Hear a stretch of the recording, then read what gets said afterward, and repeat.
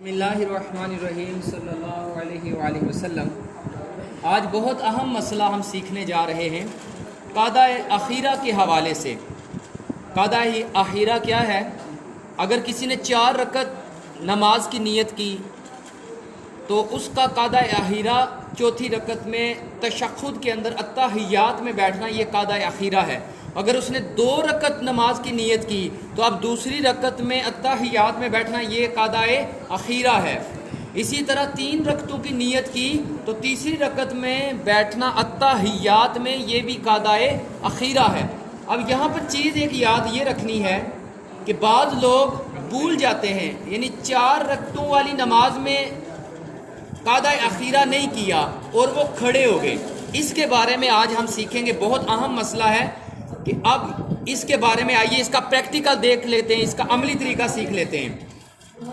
قادہ اخیرہ یعنی نماز کی رکعتیں پوری کرنے کے بعد اتنی دیر تک بیٹھنا کہ پوری تشہد یعنی پوری التحیات یعنی یا رسولہ تک پڑھ لی جائے، فرض ہے۔ یعنی چوتھی رکعت میں یا دوسری رکعت میں یا تیسری رکعت میں التحیات پوری پڑھ لینا، یہ فرض ہے۔ 4 رکعت والے فرض میں چوتھی رکعت کے بعد قادہ نہ کیا۔ اب ہے صورت کہ اگر کسی نے 4 رکعتوں کی نیت کی اور اب وہ قادہ اخیرہ نہیں کیا، قادہ نہ کیا، تو جب تک 5ویں کا سجدہ نہ کیا بیٹھ جائیں۔ بیٹا اس کا پریکٹیکل کر کے دکھائیں۔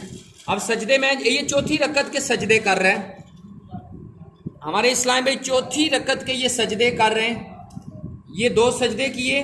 اب یہ قادہ اخیرہ میں بیٹھنا بھول جائیں گے اور یہ 5ویں رکعت کے لیے کھڑے ہو گئے۔ اب دیکھیں یہ کھڑے ہو گئے، اب جب تک یہ سجدے انہوں نے نہیں کیے اتنی دیر تک یہ قادہ اخیرہ کی طرف واپس پلٹ سکتے ہیں۔ قادہ اخیرہ کی طرف نہیں، ڈائریکٹ پلٹیں۔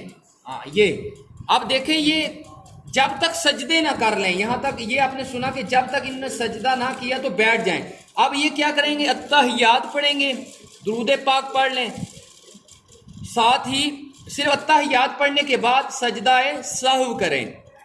سجدہ سہو کرنے کے بعد پھر دوبارہ التحیات، درود پاک اور ربنا آتنا فی الدنیا حسنۃ وفی الآخرۃ حسنۃ وقنا عذاب النار، یہ پڑھنے کے بعد دونوں طرف سلام پھیرنے سے نماز ہو جائے گی۔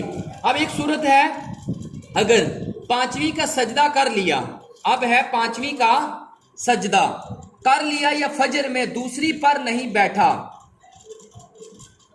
تیسرے کا سجدہ کر لیا یا مغرب میں تیسری پر نہ بیٹھا اور چوتھی کا سجدہ کر لیا، ان سب صورتوں میں فرض باطل ہو گئے، یعنی فرض جاتے رہے۔ اب دوبارہ فرض پڑھنے پڑیں گے۔ مغرب کے علاوہ اور نمازوں میں 1 رکعت مزید ملا لیجئے۔